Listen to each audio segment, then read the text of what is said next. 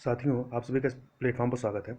यहाँ पर हम लोग लूसेंट की जो जीके की बुक है उसको कवर कर रहे हैं। उसके अंतर्गत जो हिस्ट्री वाला पोर्शन है उसको सबसे पहले हम लोग देख रहे हैं। तो यहाँ पर आज की वीडियो में हम लोग मुगल साम्राज्य के बारे में चर्चा करेंगे और जो भी महत्वपूर्ण बिंदु हैं जिनसे परीक्षा में प्रश्न बनते हैं उन सभी बिंदुओं को यहाँ पर हम लोग देखेंगे। तो चलिए वीडियो को प्रारंभ करते हैं, मुगल साम्राज्य के बारे में देखते हैं। तो मुगल वंश का जो संस्थापक था वो कौन था? बाबर था। बाबर योम उत्तरवर्ती मुगल शासक तुर्क योम सुन्नी मुसलमान थे। क्या थे ये? तुर्क एवं सुन्नी मुसलमान थे। जैसे मुसलमान शिया और सुन्नी होते तो ये सुन्नी मुसलमान थे। बाबर ने मुगल वंश की स्थापना के साथ ही पद पादशाही की स्थापना की, जिसके तहत शासक को बादशाह कहा जाता था। अब सबसे पहले बाबर के बारे में बात करते हैं। तो बाबर का जो भारत में जो शासन काल रहा है वो 1526 से 1530 तक रहा है। बाबर का जो जन्म है 24 फरवरी 1483 ईस्वी में हुआ था। बाबर के पिता उमर शेख मिर्जा फरगाना नामक छोटे राज्य के शासक थे। बाबर फरगाना की गद्दी पर 8 जून 1994 ईस्वी में बैठता है तथा बाबर ने 1507 ईस्वी में बादशाह की उपाधि धारण की, जिसे अब तक किसी तैमूर शासक ने धारण नहीं किया था। मतलब ये पहला तैमूर शासक था जिसने बादशाह की उपाधि धारण की थी। बाबर के 4 पुत्र थे, हुमायूं, कामरान, अस्करी और हिंदाल। इसके अलावा बाबर ने भारत पर कुल 5 बार आक्रमण किया। यह प्रश्न पूछा जाता है कि कितनी बार आक्रमण किया, तो कुल भारत पर इन्होंने 5 बार आक्रमण किया। बाबर का भारत के विरुद्ध किया गया प्रथम अभियान जो था वो 1519 ईस्वी में यूसुफ जाई जाति के विरुद्ध था। इस अभियान में बाबर ने बाजौर और भेरा को अपने अधिकार में कर लिया तथा बाबर को भारत पर आक्रमण करने का निमंत्रण पंजाब के शासक दौलत खां लोधी एवं मेवाड़ के शासक राणा सांगा, तो कंफ्यूज मत होइएगा राणा सांगा राणा कुंभा में, तो राणा सांगा ने इनको आमंत्रित किया था। पानीपत के प्रथम युद्ध में बाबर ने पहली बार तुगलमा युद्ध नीति एवं तोपखाने का प्रयोग किया था। उस्ताद अली एवं मुस्तफा ये बाबर के 2 प्रसिद्ध निशानेबाज थे जिसने पानीपत के प्रथम युद्ध में भाग लिया था। अब यहाँ पर हम लोग बाबर द्वारा लड़े गए जो प्रमुख युद्ध हैं जिनके बारे में परीक्षा में प्रश्न बनता है उनको देख लेते हैं। तो यहाँ पर पहला नाम आता है पानीपत का प्रथम युद्ध का, जो कि 21 अप्रैल 1526 ईस्वी को लड़ा जाता है। किसके मध्य में? इब्राहिम एवं बाबर के मध्य में यह युद्ध लड़ा गया था। और इसमें विजय किसकी होती है? तो इसमें बाबर जो है वो विजयी होता है। अब खानवा के युद्ध की बात कर लेते हैं, जो कि 17 मार्च 1527 ईस्वी को होता है राणा सांगा और बाबर के बीच में, और इसमें भी बाबर विजयी होते हैं। फिर तीसरा युद्ध चंदेरी का युद्ध 26 जनवरी 29 जनवरी 1528 ईस्वी को मेदिनी राय और बाबर के मध्य में, इसमें भी बाबर विजयी होता है। और घाघरा का युद्ध 6 मई 1529 ईस्वी अफगानों एवं बाबर के मध्य, इसमें भी बाबर ही विजयी होता है। तो ये क्रम याद रखिएगा। और दूसरी महत्वपूर्ण बात है कि किसके मध्य में लड़ा जाता है। पानीपत का प्रथम युद्ध, फिर खानवा का, फिर चंदेरी का, फिर घाघरा का युद्ध है। ठीक है, तो खानवा और चंदेरी क्रम में इसमें कंफ्यूजन होता है, तो इस क्रम को जरूर याद रखिए क्योंकि क्रम लगाने के लिए पूछता है। बाबर को अपनी उदारता के लिए कलंदर की उपाधि दी गई थी। ठीक है, तो कलंदर किसकी उपाधि थी? बाबर की उपाधि थी। आगे देखते हैं खानवा युद्ध, जो कि 1527 ईस्वी में होता है राणा सांगा मेवाड़ के शासक राणा सांगा और बाबर के मध्य में।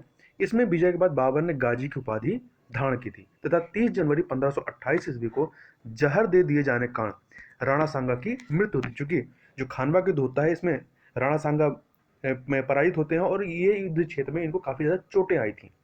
इसके बाद भी ये लड़ना चाहते थे, जबकि इनके जो साथ के लोग थे वो नहीं लड़ना चाहते थे, इसीलिए इन्हें जहर देकर मार दिया गया था।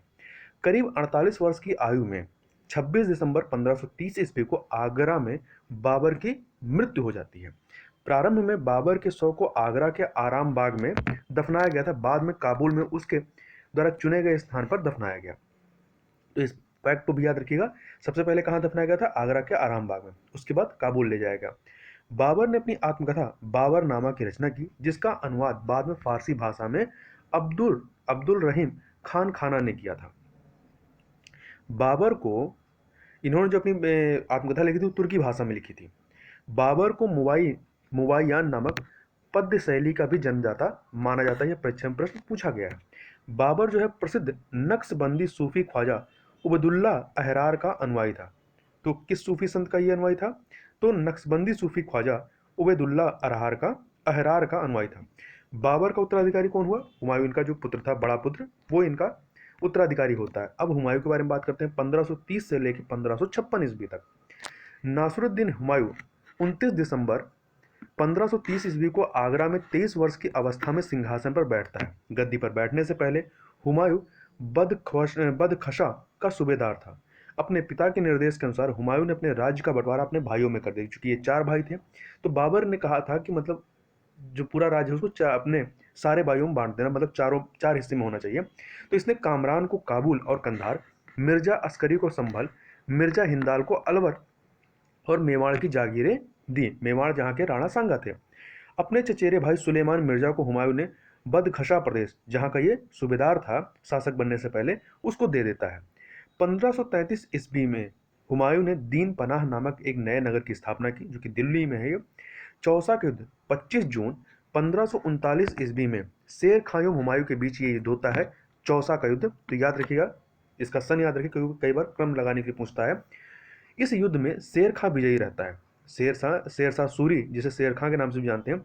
इस युद्ध के बाद शेर खां ने शेरशाह की पदवी धारण कर ली थी या ग्रहण कर ली थी।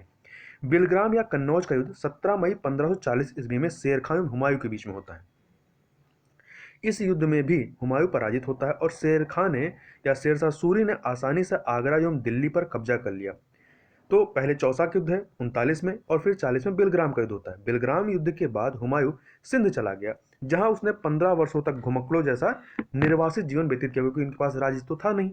उस राज्य को शेरशाह सूरी के द्वारा कब्जा कर लिया गया था। निर्वासन के समय हुमायूं ने हिंदाल के आध्यात्मिक गुरु फारसवासी सिया मीर बाबा दोस्त उर्फ मीर अली अकबर जामी की पुत्री हमीदा बानू बेगम से 29 अगस्त 1541 ईस्वी को निकाह कर लिया। कालांतर में हमीदा बानू बेगम से ही अकबर जैसे महान सम्राट का जन्म होता है। 1555 ईस्वी में हुमायूं ने पंजाब के सूरी शासक सिकंदर को पराजित कर पुनः दिल्ली की गद्दी पर कब्जा किया, दिल्ली गद्दी पर बैठता है। हुमायूं द्वारा लड़े गए जो 4 प्रमुख युद्ध हैं, जिनका क्रम लगाने के लिए हमेशा पूछता है, तो सबसे पहले देवरा का युद्ध है 1531 ईस्वी में, फिर चौसा का युद्ध 1539, बिलग्राम का युद्ध है 1540 और फिर सरहिंद का युद्ध है 1555। ठीक है, तो इस कालक्रम को हमेशा याद रखिएगा। 1 जनवरी 1556 ईस्वी को दीन पनाह भवन में स्थित पुस्तकालय की सीढ़ियों से गिरने के कारण हुमायूं की मृत्यु हो जाती है। हुमायूं नामा जो पुस्तक है, इसकी रचना गुलबदन बेगम ने की थी। हुमायूं ज्योतिष में विश्वास करता था, इसलिए गुलबदन बेगम जो थी वो इनकी बहन थी। हुमायूं ज्योतिष में विश्वास करता था, इसलिए इसने सप्ताह के 7 दिनों में मतलब प्रत्येक दिन अलग अलग कलर के कपड़े पहनने का नियम बनाया था। अब शेरशाह सूरी के बारे में बात कर लेते हैं। तो शेरशाह सूरी जो है, ये इसका शासन 1540, जब ये बिलग्राम के युद्ध में हुमायूं को पराजित करता है, वहां से ये जो मुगल सत्ता थी इनके कब्जे में आती है, और 1540 से 1545 तक ये शासक रहता है। सूर साम्राज्य का संस्थापक अफगान वंशीय शेरशाह सूरी था। तो यहाँ ध्यान रखिएगा, ये अफगान वंशी था, अफगानी था। शेरशाह का जन्म 1472 ईस्वी में बजवाड़ा, जिसे होशियारपुर के नाम से जानते हैं, यहाँ पर होता है। इनके बचपन का नाम फरीद खां था। शेरशाह के बचपन का नाम फरीद खां था और यह सुर वंश से संबंधित था। इनके पिता हसन खां जौनपुर राज्य के अंतर्गत सासाराम के जमींदार थे। सासाराम आपका बिहार में है। फरीद ने एक शेर को तलवार के एक ही वार से मार दिया था। उसकी इसी बहादुरी से प्रसन्न होकर बिहार के अफगान शासक सुल्तान बहार खां लोहानी ने उसे शेर खां की उपाधि प्रदान की थी। यह महत्वपूर्ण है कि किसने शेर खां की उपाधि दी थी, तो बिहार के अफगान शासक सुल्तान मोहम्मद बहार खां लोहानी ने। तो यह नाम याद रखिएगा। शेरशाह बिलग्राम युद्ध जो कि 1540 ईस्वी में होता है, चौसा के युद्ध के बाद यहाँ दिल्ली की गद्दी पर बैठता है और हुमायूं को यहाँ पराजित करके दिल्ली की गद्दी पर ये कब्जा करते हैं। शेरशाह की मृत्यु कलिंजर के किले को जीतने के क्रम में 22 मई 1545 ईस्वी को हो गई। मृत्यु के समय वह उक्का नामक अग्नेय शास्त्र चला रहा था, जो कि इसके बगल फट जाता है, जिससे यह घायल होता है और बाद में मर जाता है। कलिंजर का शासक जो था वो कौन था? कीरत सिंह था। शेरशाह का मकबरा सासाराम में बिहार में झील के बीच ऊंचे टीले पर निर्मित किया गया है। रोहतासगढ़ किला, किला-ए कोहना नामक मस्जिद का निर्माण, रोहतासगढ़ किला और इसके अलावा किला-ए कोहना जो कि दिल्ली में है, इस नाम से जो मस्जिद का निर्माण है वो शेरशाह के द्वारा किया गया था। शेरशाह का उत्तराधिकारी उसका पुत्र इस्लाम शाह था। शेरशाह ने भूमि की माप के लिए 32 अंक वाला सिकंदरी गज एवं सन की डंडी का प्रयोग किया। शेरशाह ने 178 ग्रेन चांदी का रुपया एवं 380 ग्रेन तांबे के दाम चलवाए। तो चांदी का रुपया और तांबे के दाम इसके द्वारा चलाए गए सिक्के थे। शेर शाह ने रोहतासगढ़ के दुर्ग एवं कन्नौज के स्थान पर शेरसू नामक नगर बसाया और शेर शाह के समय जो पैदावार जो उपज होती थी उसका लगभग 1/3 भाग सरकार जो है लगान के रूप में वसूल करती थी। काबुलियत एवं पट्टा प्रथा की शुरुआत जो है ये शेर शाह सूरी के द्वारा ही किया गया था। इसके अलावा शेर शाह ने 1541 ईस्वी में पाटलिपुत्र को पटना के नाम से पुनः स्थापित किया। तो यह भी महत्वपूर्ण फैक्ट है कि पाटलिपुत्र को पटना के नाम से किसने पुनः स्थापित किया था, तो शेर शाह सूरी ने। शेर शाह सूरी ने ग्रांड ट्रक रोड, जिसे जीटी रोड भी कहते हैं, जो आपका NH2 है, उसको उसकी मरम्मत कराने का काम शेर शाह सूरी ने कराया था। मलिक मोहम्मद जायसी शेर शाह के समकालीन, शेर शाह सूरी जो है जायसी ये साहित्यकार थे, तो ये इसी के, या कह सकते हैं इतिहासकार थे, ये इसी के समकालीन थे। डाक प्रथा का प्रचलन जो है ये शेर शाह सूरी के द्वारा ही किया गया था। अब अकबर की बात कर लेते हैं।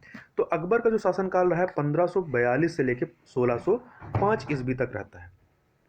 1542 ये शासनकाल नहीं, 1542 में पैदा होता है और 1605 तक ये जीवित रहता है। तो इनका जो कालखंड है मतलब जन्म और मृत्यु जो है 1542 में जन्म होता है और 1605 में मृत्यु होती है। सम्राट अकबर का जन्म 15 अक्टूबर 1542 ईस्वी को हमीदा बानो बेगम के गर्भ से अमरकोट के राणा बीर साल के महल में हुआ था। अकबर का राज्याभिषेक 14 फरवरी 1556 ईस्वी को पंजाब के कलानौर नामक स्थान पर हुआ था। मतलब जब ये शासक बनता है, राज्याभिषेक होता तो उस समय 14 वर्ष का ही था ये। अकबर का शिक्षक अब्दुल लतीफ ईरानी जो थे वो विद्वान थे। वह जलालुद्दीन मोहम्मद अकबर बादशाही गाजी के उपासक सिंहासन पर बैठता है। अकबर का जो पूरा नाम था जलालुद्दीन मोहम्मद अकबर बादशाही गाजी। बैरम खां 1556 से लेकर के 1560 ईस्वी तक ये अकबर का संरक्षक था। अब अकबर द्वारा जीते गए जो प्रदेश हैं जिनको इन्होंने इसको विजित करता है उसके बारे में देखें तो इसमें है पहला मालवा। मालवा का शासक कौन था, बाज बहादुर। यहाँ पर ये 1561 ईस्वी में अटैक करता है और इसको जीतता है। और इस युद्ध में मुगल सेनापति आदम खां और पीर मोहम्मद थे। चुनार का युद्ध, जो चुनार प्रदेश था, अब ये यहाँ पर अफगानों का शासन था और इसको 1562 में यहाँ पे युद्ध अटैक करके इसको विजित करता है और यहाँ पे मुगल सेनापति कौन था, अब्दुल्ला खां था। गोंडवाना, यहाँ पर शासक था वीर नारायण एवं दुर्गावती गोंडवाना में, और यह यहाँ पर इसको कब जीतता है, 1564 में। और मुगलों का सेनापति आसफ खां जो कि स्वयं उसने अधीनता धारण की हुई थी, ठीक है, वो यहाँ ये मुगल सेनापति था। आमेर भारमल के अंडर में था और ये इसको जो है 1562 ईस्वी में अकबर इसको जीतता है, आमेर को भारमल से। भारमल ने स्वयं जो है स्वीकार किया था मतलब इनके अंडर में आना।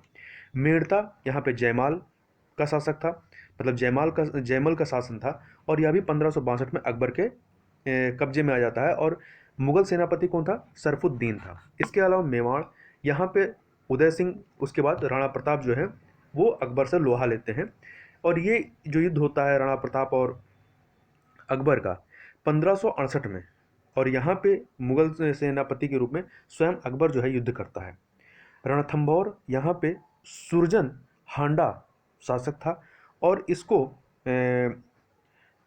एक सेकंड यहाँ पे देखिएगा, मेवाड़ पे जो है उदय सिंह से पहले लड़ाई होती है, फिर उनके पुत्र राणा प्रताप से। तो उदय सिंह से जो है 1568 में होता है मुठभेड़ होती है और यहाँ पे स्वयं अकबर जो है युद्ध करता है। फिर राणा प्रताप से जो युद्ध होता है 1576 में, और जब राणा प्रताप से होता है तो यहाँ स्वयं अकबर नहीं लड़ता बल्कि मानसिंह और आसफ खां जो है सेनापति के रूप में राणा प्रताप से लड़ाई करते हैं। रणथंभौर, यहाँ पे सुरजन हांडा ये यहाँ का शासक था। इससे जो है अकबर ने जो इसका क्षेत्र विजित कब किया, 1569 ईस्वी में। और मुगल सेनापति कौन थे, भगवान दास एवं अकबर स्वयं था। कालिंजर पे जो ये कब्जा करता है अकबर, यहाँ का शासक रामचंद्र था 1569 में। मजनू खां काकशाह जो है ये मुगल सेनापति था। मारवाड़, यहाँ पे शासन था राव चंद्रसेन का। 1570 में अकबर यहाँ पे कब्जा करता है, स्वेच्छा से ये अधीनता स्वीकार कर लेते हैं। जैसलमेर, रावल हरिराय 1570 ये भी स्वेच्छा स्वतंत्रता स्वीकार करते हैं। बीकानेर, कल्याणमल यहाँ का शासक था 1570 में, ये भी स्वेच्छा अधीनता स्वीकार करता है अकबर की। गुजरात, मुजफ्फर खां तृतीय 1571 में यहाँ पर अटैक होता है और मुगल सेनापति के रूप में खाने आजम सम्राट अकबर था। इसके अलावा बिहार एवं बंगाल यहाँ पर शासन जो है दाऊद खां का था। 1574 से 76 यहाँ पे मुनीम खान खाना मुगल सेनापति के रूप में अटैक करता है। काबुल हकीम मिर्जा के अंडर में था। 1581 में जो है ये अकबर के अधीन आता है। और यहाँ इस युद्ध में जो यहाँ पे जो कब्जा करते हैं सेनापति, मुगल सेनापति कौन थे? मानसिंह में अकबर। कश्मीर पे जो शासन था यूसुफ याकूब खां का था। 1586 में अकबर के अंडर में जाता है। भगवान दास एवं कासिम खां मुगल सेनापति थे। उड़ीसा निसार खां के अधिकार क्षेत्र में था। 1592 में अकबर के अंडर में आता है। मानसिंह यहाँ पे मुगल सेनापति के रूप में युद्ध करते हैं। सिंध जानी बेग शासक थे। 1593 ईस्वी में अकबर यहाँ पे कब्जा करता है और अब्दुल रहीम खान खाना सेनापति के रूप में यहाँ मुगल सेनापति थे। बलूचिस्तान पन्नी अफगान यहाँ का शासक था और 1595 में अकबर यहाँ पे कब्जा करता है और मुगल सेनापति कौन था? मीर मासूम कंधार मुजफ्फर हुसैन के अंडर में था। 1595 में अकबर यहाँ पर अपने सेनापति शाह बेग को भेज करके इसको अपने कब्जे में ले लेता है। अब दक्षिण भारत की बात कर लेते हैं। तो दक्षिण भारत में यदि देखें तो खानदेश यहाँ पर शासन था अली खां का। 1591 में ईस्वी में ये स्वेच्छा से अकबर की स्वतंत्रता स्वीकार करता है। दौलताबाद में चांद बीबी 1599 ईस्वी में यहाँ पे मुगल सेनापति मुराद अब्दुल रहीम खान खाना और अबुल फजल और अकबर ये लोग यहाँ पर मिलकर अटैक करते हैं। अहमदनगर यहाँ पर बहादुर शाह चांद बीबी का शासन था। 1600 में अकबर यहाँ पे कब्जा करता है। असीरगढ़ मीरन बहादुर 1601 में अकबर यहाँ पर कब्जा करता है और यह अकबर का जो असीरगढ़ का किला जो जीतता है अकबर 1601 में, जिस पे शासन था मीरन बहादुर का, ये अकबर का अंतिम अभियान था। 1605 में मृत्यु हो जाती है। पानीपत की दूसरी लड़ाई 5 नवंबर 1556 ईस्वी को मृत्यु 1605 में होती है। 1556 ईस्वी को अकबर और हेमू के बीच में हुई थी तथा मक्का की तीर्थ यात्रा के दौरान पाटन नामक स्थान पर मुबारक खान नामक युवक ने बैरम खां जो कि शुरुआती दौर में अकबर का संरक्षक रहता है, उसकी हत्या कर देता है। मई 1562 ईस्वी में अकबर ने हरम दल से अपने को पूर्णतया मुक्त कर लिया था। हरम दल मतलब जो महिलाओं का जो एक तरीके से कब्जा था उससे स्वयं को मुक्त कर लेता है। महिलाएं ही शासन में पूरी तरीके से हस्तक्षेप कर रही थी, उससे अपने आप को मुक्त करता है। हल्दी घाटी का युद्ध जो है 18 जून 1576 ईस्वी को मेवाड़ के शासक महाराणा प्रताप एवं अकबर के बीच होता है। इस युद्ध में अकबर विजयी होता है। इस युद्ध में मुगल सेना का जो नेतृत्व है वो मान सिंह एवं आसफ खान ने किया था। अकबर का सेनापति जो था वो मान सिंह था। महाराणा प्रताप की मृत्यु 57 वर्ष की उम्र में 19 जनवरी 1597 ईस्वी में हो जाती है। गुजरात विजय के दौरान अकबर सर्वप्रथम पुर्तगालियों से मिला और यहीं उसने सर्वप्रथम समुद्र को देखा। तो यह महत्वपूर्ण फैक्ट है, इसको पूछा गया है कई बार प्रश्न। दीन इलाही धर्म का जो प्रधान पुरोहित था वो कौन था? अकबर था। अकबर के द्वारा चलाया गया धर्म कौन सा था? दीन इलाही था। दीन इलाही धर्म स्वीकार करने वाला प्रथम एवं अंतिम हिंदू शासक कौन था? बीरबल था। तथा अकबर ने जैन धर्म के जैनाचार्य हरविजय सूरी को जगत गुरु की उपाधि प्रदान की थी। इसके अलावा राजस्व प्राप्ति की जब्ती प्रणाली अकबर के शासनकाल में प्रचलित थी और अकबर के दीवान या जो कह सकते हैं दीवान या वित्त मंत्री राजा टोडरमल ने 1580 ईस्वी में दहसाल बंदोबस्त व्यवस्था लागू की। दहसाल मतलब जो 10 साल तक चलने वाली हो। अकबर के दरबार का प्रसिद्ध संगीतकार तानसेन था और अकबर के दरबार का प्रसिद्ध चित्रकार अबुद शशम्मद था या अब्दुल समद कह सकते हैं, ये था। दशवंत एवं बसावन अकबर के दरबार के चित्रकार थे। अकबर के शासनकाल के प्रमुख गायक तानसेन, बाज बहादुर, बाबा रामदास और बैजू बावरे थे। अकबर की शासन प्रणाली की प्रमुख विशेषता क्या थी? मनसबदारी व्यवस्था या मनसबदारी प्रथा थी। अकबर के समकालीन जो प्रसिद्ध सूफी संत थे वो कौन थे? शेख सलीम चिश्ती थे। अकबर की मृत्यु 16 अक्टूबर 1605 ईस्वी को होती है। इसे आगरा के निकट सिकंदरा में दफनाया गया था। स्थापत्य के क्षेत्र में अकबर की महत्वपूर्ण कृतियां हैं। कौन कौन सी हैं? दिल्ली में हुमायूं का मकबरा अकबर के द्वारा बनवाया गया, आगरा का लाल किला, फतेहपुर सीकरी में शाही महल, दीवाने खास, पंचमहल, बुलंद दरवाजा, जोधाबाई का महल, इबादत खाना, इलाहाबाद का किला और लाहौर का किला अकबर के द्वारा ही बनवाए गए हैं। अकबर के दरबार को सुशोभित करने वाले जो 9 रत्न थे वो कौन कौन से? उनके नाम याद रखिएगा। बीरबल, अबुल फजल, टोडरमल, भगवान दास, तानसेन, मान सिंह, अब्दुल रहीम खान खाना, मुल्ला दो प्याजा, हकीम हुकाम। अबुल फजल का बड़ा भाई जो फैजी था वो अकबर के दरबार में राजकवि के पद पर आसीन था तथा अबुल फजल ने अकबरनामा ग्रंथ की रचना की। अकबरनामा ग्रंथ की रचना कौन करता? अबुल फजल। इसके साथ ही वह दीन इलाही धर्म का मुख्य पुरोहित था। जो अकबर था ये दीन इलाही धर्म का मुख्य पुरोहित था। बीरबल के बचपन का नाम कई बार पूछा जाता, क्या था? महेश दास था। और संगीत सम्राट तानसेन का जन्म ग्वालियर में हुआ था और इनकी प्रमुख कृतियां थी मियाँ की ठोड़ी, मियाँ का मल्हार, मियाँ का सारंग आदि। कंठभारण वाणी विलास की उपाधि जो है अकबर ने किसको दी थी? तानसेन को दी। तो पूछा जाता है कि तानसेन को कंठाभरण वाणी विलास की उपाधि किसने दी? अकबर ने दी। अकबर ने भगवान दास जो कि आमेर के राजा भारमल का पुत्र था को अमीर उल उमरा की उपाधि दी थी। इसके अलावा यहाँ पे थोड़ा सा पहले यहाँ पे देख लेते हैं अकबर के जो कुछ महत्वपूर्ण कार्य हैं। तो इसमें जैसे अकबर जो है दास प्रथा का अंत जो है 1562 ईस्वी में करता है। अकबर को हरम दल से मुक्ति 1562 में मिलती है। तीर्थ यात्रा कर समाप्त करता है 1563 में। जजिया कर समाप्त करता है 1564 में। फतेहपुर सीकरी की स्थापना एवं राजधानी का आगरा से फतेहपुर सीकरी स्थानांतरण जो है ये 1571 में होता है। इबादत खाने की स्थापना 1575 में। इबादत खाने में सभी धर्मों के लोगों को प्रवेश की अनुमति 1578 में देता है। मजहर की घोषणा 1579 में देता है, 1579 में। और दीन इलाही की स्थापना 1582 में। इलाही संबत की शुरुआत 1583 में। राजधानी लाहौर स्थानांतरित करता है 1585 में। तो ये जो घटनाओं के क्रम है इनको याद रखिए क्योंकि कई बार घटनाओं के क्रम लगाने के लिए पूछा जाता है। जैसे इसमें मेन जो महत्वपूर्ण है इबादत खाने की स्थापना 1575 में है। ठीक है, इसके अलावा दीन इलाही की शुरुआत 1582, इलाही संवत की स्थापना शुरुआत 1583 है, राजधानी लाहौर स्थानांतरित 1585। ये कुछ महत्वपूर्ण चीज़ें हैं, इनको याद रखिएगा। आगे चलते हैं इसी में अकबर के बारे में कुछ अन्य चीज़ों को। तो यूसुफ जाइयों के विद्रोह को दबाने के दौरान बीरबल की हत्या की गई थी और 1602 ईस्वी में सलीम जो कि अकबर का पुत्र था, जो कि बाद में जहांगीर के नाम से जाना जाता है और शासक बनता है, तो सलीम के निर्देश पर दक्षिण से आगरा की ओर आ रहे अबुल फजल को रास्ते में बीर सिंह बुंदेला नामक सरदार ने हत्या कर दी थी। मुगल सम्राट अकबर ने अनुवाद विभाग की स्थापना की तथा नकीब खां, अब्दुल कादिर बदायूनी तथा शेख सुल्तान ने रामायण और महाभारत का फारसी अनुवाद किया था। वह महाभारत का नाम रज्मनामा युद्धों की पुस्तक रखा था। पंचतंत्र का फारसी भाषा में अनुवाद अबुल फजल ने अनवर ए सादात नाम से तथा मौलाना हुसैन फैज ने यारे दानिश नाम से किया था। हाजी इब्राहिम सरहंदी ने अर्थवेद का तथा मुल्ला शाह मोहम्मद ने राज तरंगड़ी का, अब्दुल रहीम खान खाना ने तुझके बाबरी का तथा फैजी ने लीलावती जो कि गणित की पुस्तक थी इसका फारसी में अनुवाद किया। फैजी ने नल दमयंती जो कि सूरदास के द्वारा रचित एक पुस्तक थी उस कथा का फारसी में अनुवाद कर उसका नाम सहेली रखा। इसके अलावा अकबर के काल को हिंदी साहित्य का स्वर्ण काल कहा जाता है। तो यह भी महत्वपूर्ण फैक्ट है कि किसके काल को हिंदी का स्वर्ण काल कहा जाता है, तो अकबर के काल को हिंदी साहित्य का स्वर्ण काल कहा जाता है।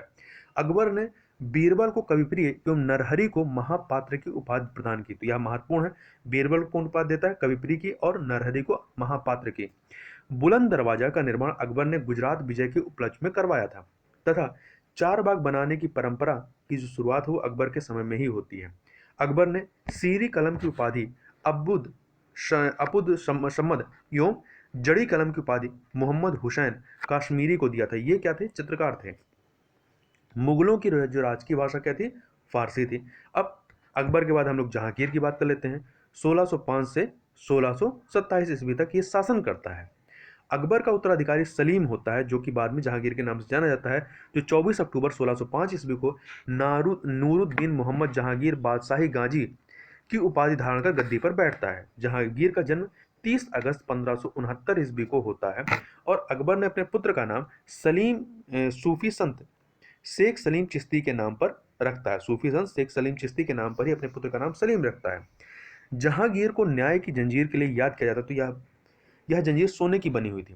तो यह महत्वपूर्ण फैक्ट है, कई बार यह पूछा गया है कि न्याय की जंजीर किसने स्थापित कराई थी? तो जहांगीर, शाहजहां में कंफ्यूजन होता है, तो याद रखिए कि जहांगीर ने करवाई थी।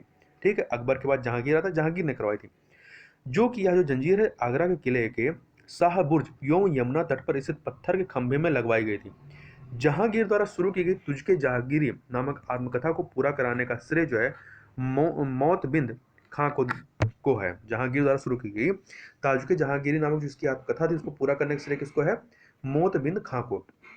जहांगीर के सबसे बड़े पुत्र खुसरो ने 1606 ईस्वी में अपने पिता के विरुद्ध विद्रोह कर दिया और खुसरो और जहांगीर की सेना के बीच युद्ध जालंधर के निकट भैरावल नामक मैदान में होता और खुसरो को पकड़कर कैद में डाल दिया गया था।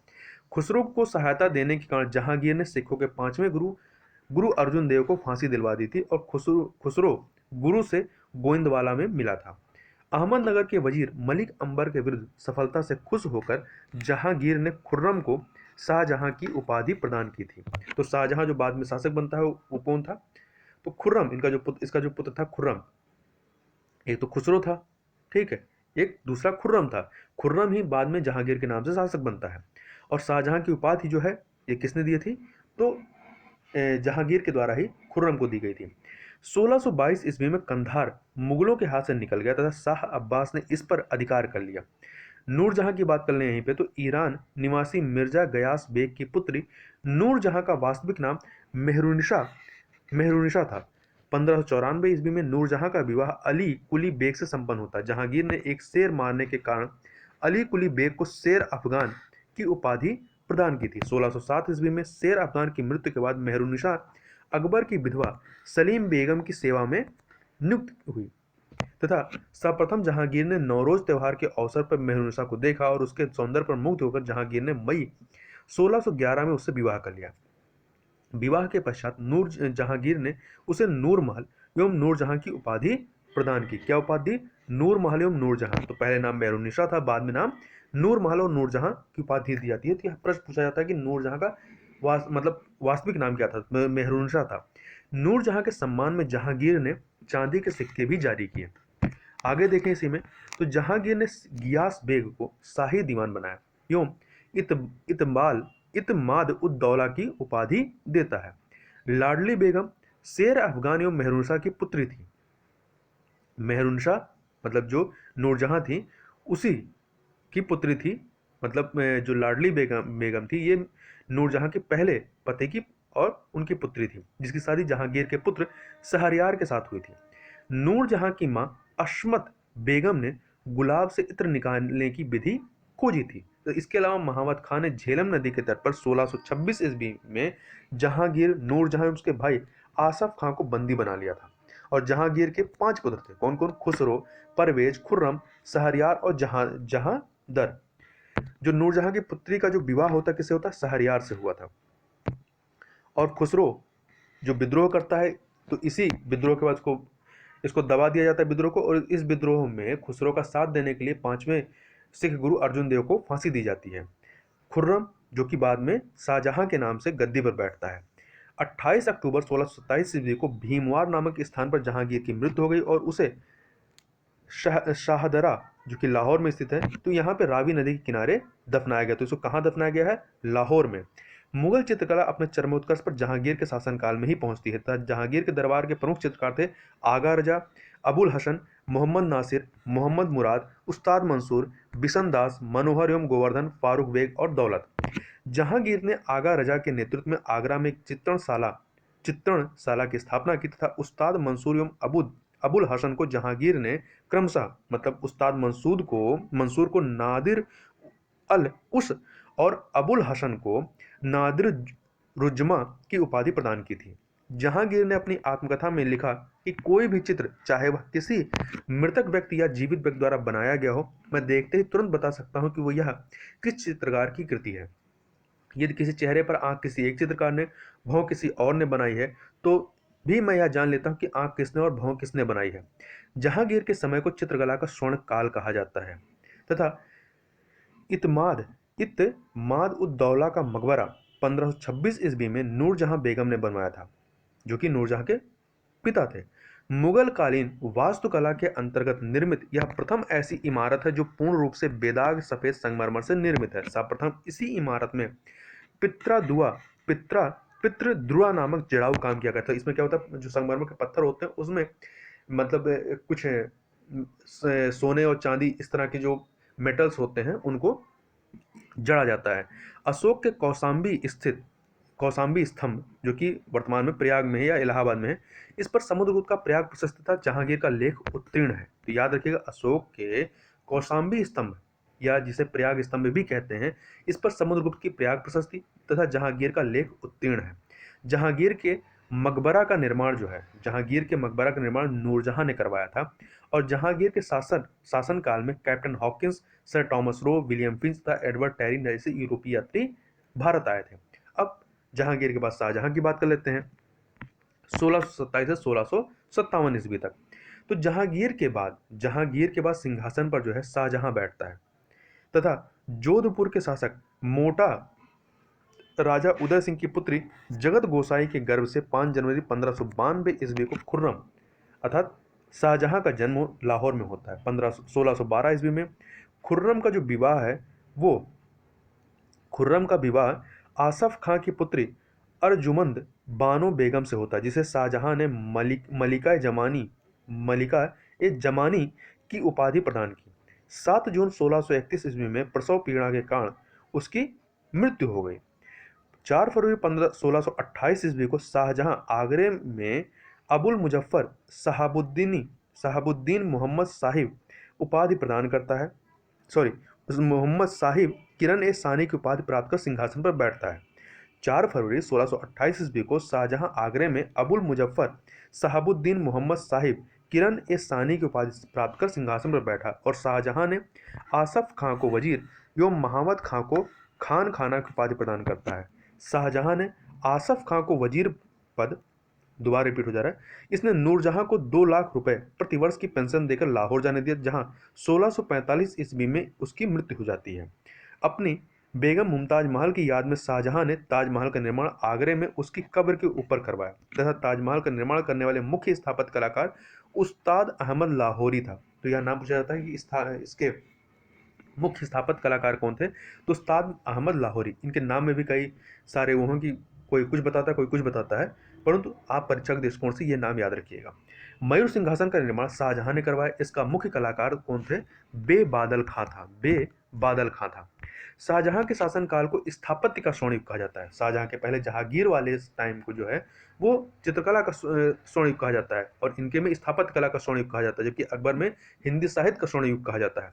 शाहजहां द्वारा बनवाई गई प्रमुख जो इमारतें हैं, उसमें दिल्ली का लाल किला, तो याद रखिएगा जो दिल्ली का लाल किला है वो शाहजहां ने बनवाया था, तथा दीवाने आम, दीवाने खास, दिल्ली जामा मस्जिद, आगरा मोती मस्जिद, ताजमहल, ये सब शाहजहां के द्वारा बनवाए गए हैं। शाहजहां ने 1638 ईस्वी में अपनी राजधानी को आगरा से दिल्ली लाने के लिए यमुना नदी के दाहिने तट पर शाहजहानाबाद की नींव डाली थी, तथा आगरे के जामा मस्जिद का निर्माण शाहजहां की पुत्री जहां आरा ने करवाई थी, और शाहजहां के दरबार के प्रमुख चित्रकार मोहम्मद फकीर एवं मीर हासिम थे। शाहजहां ने संकीर्तज्ञ लाल खां को गुण समंदर की उपाधि दी थी, तथा शाहजहां के पुत्रों में दारा सिकोह सर्वाधिक विद्वान था।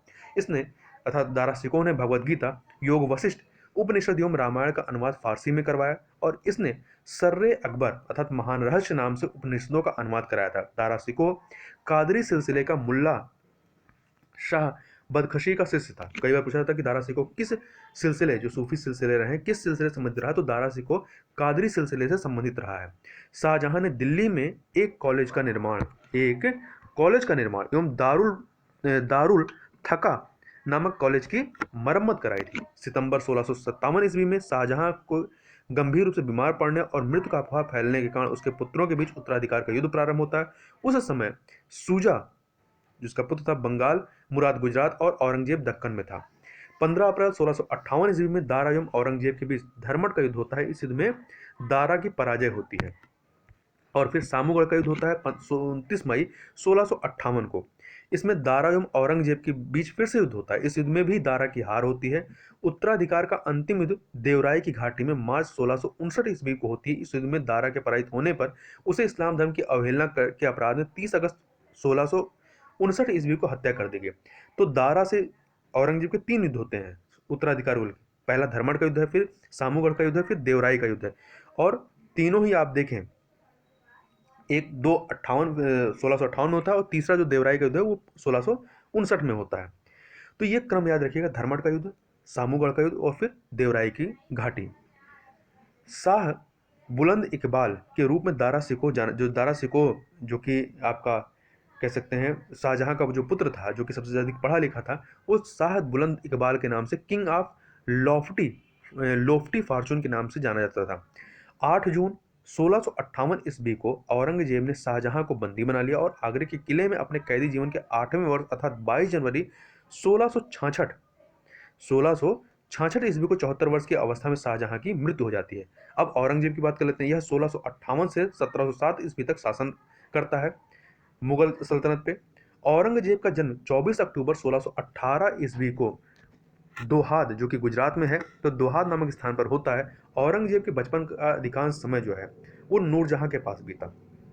18 मई 1637 ईस्वी को फारस के राजघराने की दिलराश बानो बेगम के साथ औरंगजेब का निकाह होता है तथा आगरा पर कब्जा कर जल्दबाजी में औरंगजेब ने अपना राज्याभिषेक अबुल मुजफ्फर मुहाउद्दीन मुजफ्फर औरंगजेब बहादुर आलमगीर की उपाधि से 31 जुलाई 1658 ईस्वी को करवाई।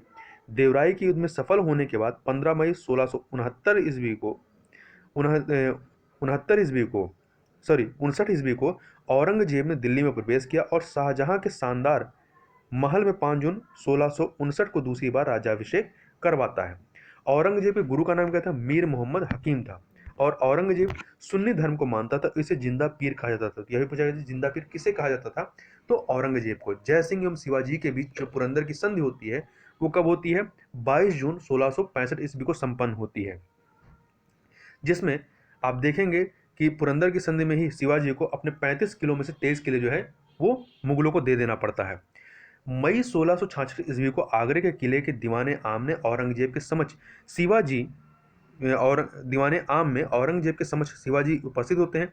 यहाँ शिवाजी को कैद कर जयपुर भवन में रखा गया था।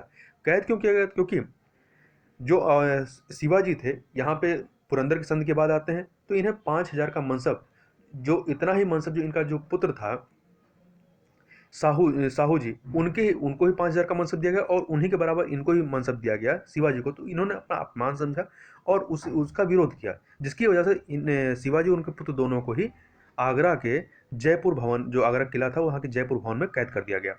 इस्लाम नहीं स्वीकार करने के कारण सिखों के 9वें गुरु तेग बहादुर की हत्या औरंगजेब ने 1675 ईस्वी में दिल्ली में करवा दी थी। ठीक है, तो 5वें गुरु गुरु अर्जुन देव वो आपके मारे जाते हैं कब? शाहजहां के समय में। और यहाँ पे जो औरंगजेब है इसके समय में 9वें गुरु तेग बहादुर की हत्या करवाई जाती है। औरंगजेब ने 1679 ईस्वी में जजिया कर को पुनः लागू किया था, जिसको अकबर समाप्त करता है। उसको औरंगजेब ने पुनः 1689 ईस्वी में पुनः प्रारंभ करता है। औरंगजेब ने बीबी का मकबरा का निर्माण 1679 ईस्वी में महाराष्ट्र के औरंगाबाद में करवाया था तथा 1686 ईस्वी में बीजापुर एवं 1697 ईस्वी में गोलकुंडा को औरंगजेब ने मुगल साम्राज्य में मिला लिया था।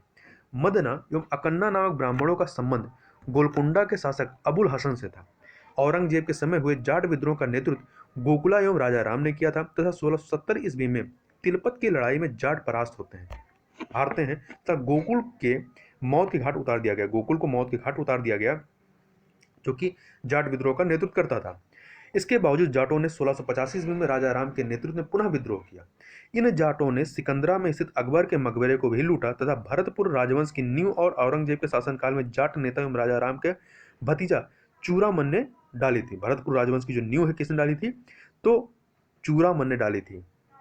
इसमें शासन किसका था? औरंगजेब का। औरंगजेब के समय में हिंदू मनसबदारों की संख्या लगभग 337 थी, जो अन्य मुगल सम्राटों की तुलना में अधिक थी। जबकि औरंगजेब को कट्टर मुस्लिम माना जाता है, इस्लाम को मानने वाला माना जाता है, फिर भी इसके समय में ये देखें तो हिंदू मनसबदारों की संख्या अन्य मुगल शासकों के कंपेयर में ज़्यादा थी। औरंगजेब का पुत्र अकबर ने दुर्गादास के बहकावे में आकर अपने पिता के खिलाफ विद्रोह किया। औरंगजेब ने कुरान को अपने शासन का आधार बनाया। इसने सिक्कों पर कलमा खुदवाना, नौरोज का त्यौहार मनाना, भांग की खेती करना, गाना बजाना, झरोखा दर्शन, तुलादान प्रथा। इस प्रथा में सम्राट को उसके जन्मदिन पर सोने चांदी तथा अन्य वस्तुओं से तौलने की प्रथा थी तुलादान में। यह अकबर के जमाने में प्रारंभ हुई थी।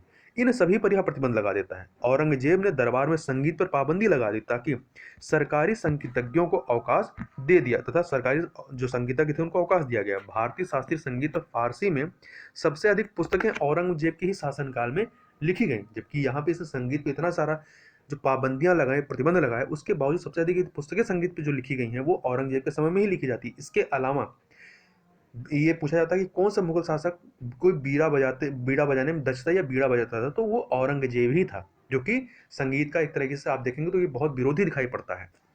औरंगजेब ने 1665 ईस्वी में हिंदू मंदिरों को तोड़ने का आदेश दिया। इसके शासनकाल में तोड़े गए मंदिरों में सोमनाथ का मंदिर, बनारस का शिव मंदिर तथा वीर सिंह देव द्वारा जहांगीर काल में मथुरा में निर्मित केशव राव मंदिर थे। तो इसको याद रखिएगा, मतलब इसके समय में कहाँ कहाँ पे मंदिरों पर अटैक किया जाता है। औरंगजेब की मृत्यु 20 फरवरी 1707 ईस्वी को होती है। कब होती है? 20 फरवरी 1707 को। इसे खुलदाबाद, जो अब रोजा कहलाता है, यहाँ पर दफनाया गया। औरंगजेब के समय सूबों या क्या सूबे जो है प्रांत जो होते थे, सूबों की संख्या 20 थी। औरंगजेब दारुल हर्ब अर्थात काफिरों का देश को दारुल इस्लाम, इस्लाम के देश में परिवर्तित करने को अपना महत्वपूर्ण लक्ष्य मानता था। तथा औरंगजेब के शासनकाल में मुगल सेना में सर्वाधिक हिंदू सेनापति थे। तो ये कुछ चीजें कंट्राडिक्शन दिखाई पड़ती हैं। अब मुगल शासन व्यवस्था की बात कर लेते हैं। तो मंत्री परिषद को बिजारत कहा जाता था। याद रखिएगा, मुगल, ये पूछा जाए मुगल शासन व्यवस्था में मंत्री परिषद के लिए क्या शब्द इस्तेमाल होता था, तो बिजारत शब्द का इस्तेमाल होता था। बाबर के शासनकाल में वजीर पद काफी महत्वपूर्ण था तथा सम्राट के बाद शासन के कार्यों को संचालित करने वाले सबसे महत्वपूर्ण अधिकारी वकील था, तथा जिसके कर्तव्यों को अकबर ने दीवान, मीर बख्शी, सद्र उस सद एवं मीर समन में विभाजित कर दिया था।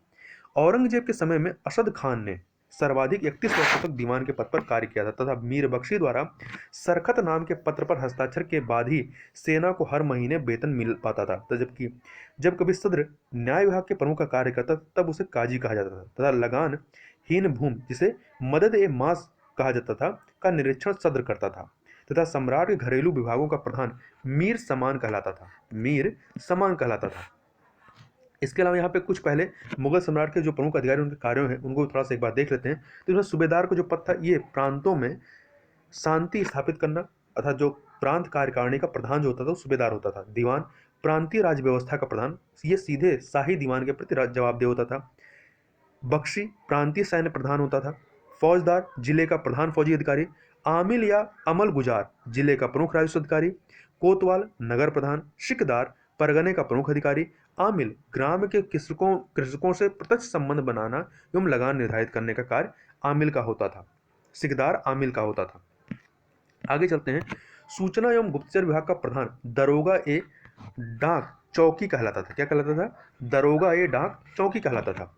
शरीयत के प्रतिकूल कार्य करने वालों को रोकना, आम जनता के दुष्चरित्र से बचाने के कार्य मुहतसिब नामक अधिकारी करता था। तो ये इस चीज़ को याद रखिएगा अधिकारियों के बारे में, क्योंकि कई बार पूछ लेता है मिलान करने के लिए।